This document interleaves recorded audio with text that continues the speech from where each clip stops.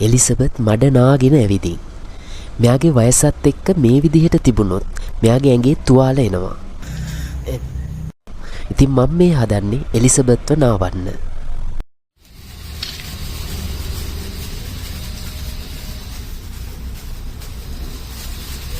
Elizabeth වතුරට බයයි. ඒ නිසා මේ විදිහට තමයි නාවන්න වෙන්නේ.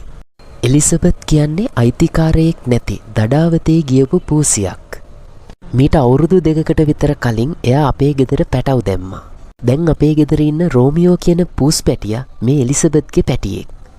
එලිසබෙත් ඉස්සර හරිම සැරයි. කාටවත් අත ගන්නවත් දෙන්නේ නැහැ. අඩුම ගානේ අපි දෙන දෙයක් කන්නේවත් නැහැ. දඩයන් කරලා තමයි ජීවත් වුනේ. හැබැයි කාලයත් එක්ක ටික ටික එයා මට හීලා වුණා. දැන් කොච්චර හීලද කියනවනම් අල්ලන්න විතරක් නෙමෙයි නාවන්නත් පුළුවන්.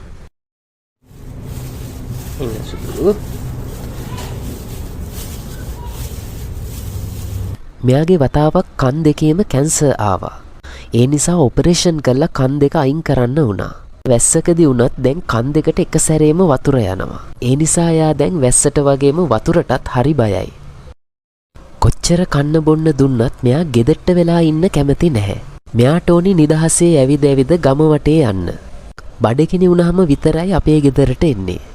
අපේ ගෙවල් ගාව තියෙන ගරාජ් එකක මෙයා නිදා ගන්නවා. ඉතින් ඒකේ තියෙන ජරාව සේරම මෙයාගේ ඇඟේ. දැන් මේ කොච්චර හොඳට හේදුවත් මෙයා ආයෙම ගිහින් අර ගරාජ් එකේ නිදා ගන්නවා.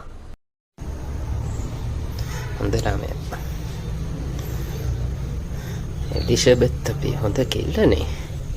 මේ එලිසබෙත්. ඈ? මෙයාගේ වයසත් එක්ක මේ විදිහට කුණු දූවිලි රැඳුනහම මෙයාගේ හැමේ තුවාල එනවා. කලින් කීප වතාවක්ම මේ විදිහට තුවාල ඇවිත් මම බෙහෙත් කරලා හොඳ කළා. අවලිව කන්නේපා.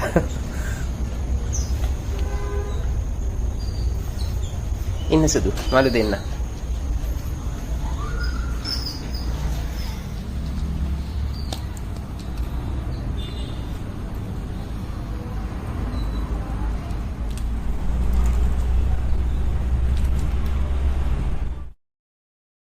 දැන් මේ මාගාව අහිංසකව හා පෙටිය වගේ හිටියට එලිසබෙත් සෑහෙන්න වසයි.